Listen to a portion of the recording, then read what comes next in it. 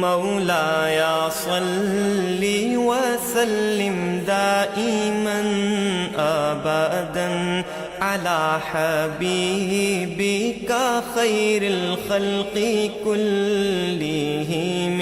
آج کا ہمارا موضوع یہ ہے کہ اللہ تعالیٰ کی محبت حاصل کیسے کی جائے۔ ہم گزشتہ نشست میں جان چکے ہیں کہ صرف ایک ہی طریقہ مقصود تک پہنچنے کے لیے، صرف ایک ہی ذریعہ ہے، ایک ہی طریقہ ہے، وہ کیا کہ اللہ کے حکم کے سامنے سر جھکا دیں۔ اور اس بات کی میں ضرور یہ چاہوں گا کہ آپ کے سامنے قرآن کی چند آیات بھی آپ کے سامنے رکھوں۔ سب سے پہلے تو یہ ہے کہ بلا من اسلم وجہہ للہ وہو محسن فلہ اجرہ عند ربہ ولا خوف علیہم ولا ہم یحزنون۔ جس نے بھی اپنا سر جھکا دیا اللہ کے سامنے، بلا من اسلم، جس نے بھی اپنا سر جھکا دیا اللہ کے سامنے، اسلم وجہہ للہ، تھوڑی سی اگر آپ عربی میں شد بدھ رکھتے ہیں تو آسان ہے آپ کو۔ اسلم جس نے سر جھکا دیا، وجہ اپنا چہرہ اللہ کے سامنے، اس کے لیے اجر ہے، اس کے لیے نہ کوئی خوف ہے نہ کوئی غم۔ اب یہ پتہ چل گیا نا آپ کو، میں کہہ بھی یہی رہا ہوں کہ آسان طریقہ یہ ہے کہ آپ اللہ کے حکم کے سامنے سر جھکا دیں۔ پھر یہ ہے کہ ابراہیم علیہ السلام سے اللہ تعالیٰ نے مخاطب ہوا، اذ قال لہ ربہ اسلم قال اسلمت لرب العالمین۔ جب ابراہیم علیہ السلام رئیس الموحدین تھے، ان کو قرآن میں ہے اذ قال لہ ربہ اسلم، جب کہا ان کو ان کے رب نے کہ سر جھکا دو، تو انہوں نے کیا کہا؟ اسلمت لرب العالمین، کہ میں نے سر جھکا دیا اپنے رب کے سامنے۔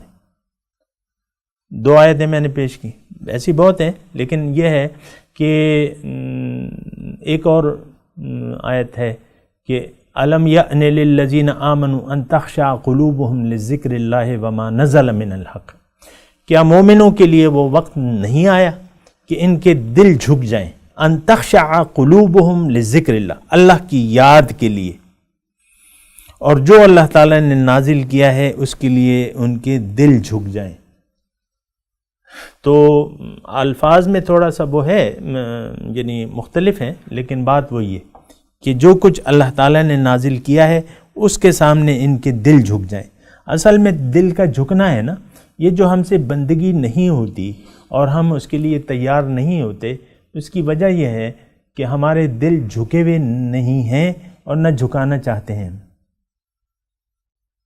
ہمارا عام طور پہ، یعنی معاشرے کی میں بات کر رہا ہوں، ہمارا دل تو جھک گیا ہے دنیا کے سامنے، دنیاوی وہ مفادات ہوں، بس ان کے پیچھے ہم چلتے جائیں، اور پھر لالچ اور حرص اور یہ خواہشات نفس، اس کے سامنے ہم نے اصل میں سر جھکا دیا ہے۔ یعنی اگر آپ یہ مجھ سے پوچھیں کہ ہمارا دل کس کے سامنے جھکا ہوا ہے، تو میں یہ کہوں گا کہ عوام کا دل جو ہے وہ خواہشات نفس کے سامنے جھکا ہوا ہے، وہ دنیاوی مفاد پرستی کے سامنے جھکا ہوا ہے، دنیاوی لالچ ہے، مفاد پرستی ہے، اور بس آپ ہر معاملے میں اپنے مفادات کو دیکھتے ہیں۔ کوئی بھی آپ کے سامنے معاملہ پیش کیا جائے تو آپ دیکھتے ہیں کہ اس میں میرا مفاد ہے، دنیا کا مفاد ہے کہ نہیں ہے۔ آپ دیکھیں کوئی بھی معاملہ ہو، یہ ساری دنیا اسی پہ چل رہی ہے، باہمی مفادات۔ جب مملکتوں کی بات آتی ہے تو وہ کہتے ہیں ہمارے یہ بات جو ہے ہمارے باہمی مفاد میں، وہ انگلش میں کیا کہتے ہیں اسے، بہرحال جو بھی ہے۔ تو یہ جو ہے یعنی تمام حکومتوں کے اور تمام لوگوں کے باہمی مفادات۔ اب ایک انسان آپ کو کہے کہ بھئی تم 8 گھنٹے میرے لیے وقف کر دو، تم روز 8 گھنٹے، تو وہ دوسرا پوچھے گا مجھے کیا دو گے؟ یا کہیں بھی نوکری کے لیے جاتے ہیں یا آپ تو مجھے کیا دو گے؟ تو یہ ہوتا ہے کہ یعنی عام طور پہ ہمارا سر جھکا ہوا ہے ظاہری مفادات کے سامنے۔ جب ظاہری مفاد نظر نہیں آتا تو ہم پھر سر جھکانے کے لیے تیار نہیں ہیں، اور ان چیزوں پہ جو نعمتیں اللہ تعالیٰ نے مقرر کی ہیں اس پہ بھی ہمارا یقین نہیں ہے۔ جو اللہ کی ملاقات ہے، یہ کتنی بڑی یعنی قیمتی چیز ہے، اللہ کے روبرو کھڑے ہونا، اور اللہ کی ملاقات، پھر اللہ میں یعنی جنت میں اللہ کے قریب ہونا، یہ ساری چیزیں ہیں. آپ جنت میں جائیں گے تو یہ ساری چیزیں آپ کو ملیں گی. لیکن یہ ہے کہ وہ تو پھر چاہتی نہیں ہے. بھئی 2 پیسے ہمیں تو دو وقت کی روٹی چاہیے یار، بس ایک پاؤ، وہ پشتوں میں کہتے ہیں نا، ایک پاؤ آٹا کما رہے ہیں بچوں کے لیے، بس اور کچھ نہیں چاہیے. وہ بس یہی آپ دیکھیں کہ ہمارے مفادات کا جو بنیادی نقطہ ہے وہ ظاہری مفاد ہے. باطنی مفاد اس کے ساتھ دیکھیں گے اور دیکھا جائے گا، وہ ہمارے مد نظر نہیں. باطنی مفادات آپ دیکھ لیں، اس کے سامنے ہمارا سر نہیں جھکتا. ہاں کوئی زیادہ پیسے دے تو بس آپ اپنا دین ایمان اس پہ بیچ دیتے ہیں.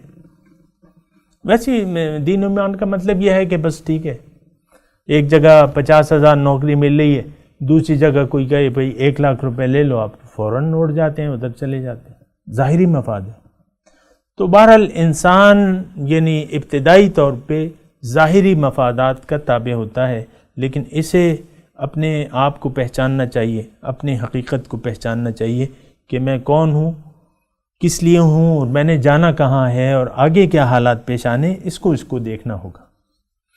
تو بہرحال آج کا جو ہمارا موضوع ہے کہ اللہ کی محبت کیسے حاصل کی جائے. لیکن بات یہ ہے کہ اس موضوع پر آگے بڑھنے سے پہلے میں یہ کہوں کہ ہماری اصلی ضرورت کیا ہے، وہ بندگی ہے. یہ ایک بات نوٹ کر لیں، اللہ کی کامل بندگی. یہ ایک ایسی بات ہے جس کو کچھ لوگ کس معنی میں لیتے ہیں، کوئی کس سینس میں لیتا ہے، اور بہرحال اس کی میں بات نہیں کر رہا. لیکن کامل بندگی، اس کا میں نے پھر آپ کو خلاصہ بتایا کہ آپ کا سر جھک جائے اللہ کے حکم کے سامنے. اس کے لیے پھر محبت کی ضرورت ہے. محبت اب ضرورت ہے آپ کی. یہ ایک بات نوٹ کر لیں، محبت اب آپ کی ضرورت ہے. جبکہ کامل بندگی چونکہ آپ کی ضرورت ہے، اور اطاعت کے لیے محبت ضروری ہے، تو اب محبت جو ہے وہ کیا بن گئی؟ ضرورت بن گئی. اور ہمیں تو ضرورت نہیں لگتی، ہمیں تو 2 وقت کا کھانا جو ہے وہ ضرورت لگتی ہے. ہمیں پیسے جو ہیں ہمیں ضرورت لگتے ہیں کہ بھئی ضروری چیزیں ہیں نا، پیسوں کے علاوہ اور کوئی چیز ضروری نہیں لگتی ہمیں. بس اچھی تعلیم، اچھی نوکری، اور یہ ضرورت ہے. پھر شادی، اور پھر گھر، اور چلو بھئی. تو یہ ہے نا کہ یہ ہماری ضرورت ہے. ایک بات جو ہے، اس بات پر یقین کرنا ہوگا کہ ہماری ضرورت اصلی جو ہے وہ بندگی ہے. زندگی آمد برائے بندگی، اور زندگی بے بندگی شرمندگی. لیکن یہ شعر تو ہم سب کو یاد ہے، شعر تو سب کو یاد ہے، لیکن اس کی اہمیت سے ہم واقف نہیں ہیں، نہ ہونا چاہتے ہیں. یہ بات بھی ہونا بھی نہیں چاہتے. کی بندگی یا نہیں کی دیکھا جائے گا، دیکھیں گے. اور یہ تو آخرت کا معاملہ ہے، دیکھیں گے جب ہوگا. لیکن اس وقت جب آپ کے سامنے یہ معاملہ پیش ہوگا نا، تو اس وقت اصلاح کی کوئی صورت نہیں ہوگی. یہ ایک بات نوٹ کر لیں. یعنی صورتحال کو، یہاں تو آپ کے گھر کو مثال کے طور پہ آگ لگ جائے، اصلاح کی صورت ہے. کوئی بھی دنیاوی نقصان آپ کو پیش آ جائے تو یہاں اصلاح کر لیتے ہیں. ایک بیوی آپ کی مر جائے، چلو دوسری شادی، چند دن غم منا کے دوسری شادی کر لیں گے، ٹھیک ہے. یا ایک بچہ مر گیا، چلو جی ابھی ہے، جوانی ہے، دوسرا بچہ آ جائے گا، مثال کے طور پر عرض کرو. یہاں تو ہر نقصان کا اصلاح ہو جاتی ہے یا اس کا مداوع ہو جاتا ہے. لیکن ایسی صورتحال میں جب آپ پہنچیں گے، یا قبر میں یا حشر میں، وہاں آپ سے جب پوچھ گچھ کی جائے گی تو وہاں صرف انگلیاں چبانے کے علاوہ کچھ بھی آپ نہیں کر سکیں گے. وَيَوْمَ يَعَدُّ الظَّالِمُ عَلَى يَدَيْهِ يَقُولُ يَا لَيْتَنِي اتَّخَذْتُ مَعَ الرَّسُولِ سَبِيلًا. اس دن ظالم جو ہے وہ اپنی انگلیاں کاٹ کاٹ کھائے گا. وہ کہے گا کہ کاش کہ میں نے رسول کا راستہ اپنا لیا ہوتا. تو بہرحال یہ ایک بات میں آپ کو نوٹ کرا رہا ہوں، اس بات کی ضرورت کو سمجھیں کہ اللہ سے شدید محبت ہماری ضرورت ہے. یہ نہیں کہ بس آپ یہ ہو جائیں گے وہ ہو جائیں گے، نہیں، یہ ضرورت ہے.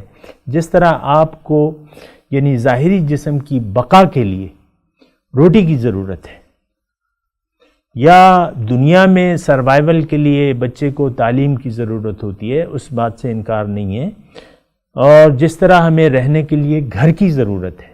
اب دیکھیں ہم ماشاءاللہ کسی جھونپڑی میں تو نہیں رہ رہے، کوئی نہ کوئی چھت ہے ہمارے سر کے نیچے اور ہم رہ رہے ہیں، اور وہ ہماری ضرورت ہے.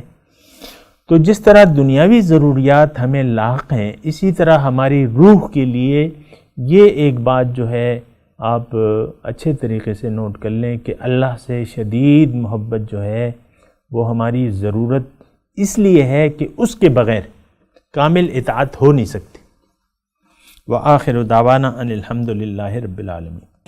مولاي صل وسلم دائما ابدا على حبيبك خير الخلق كلهم.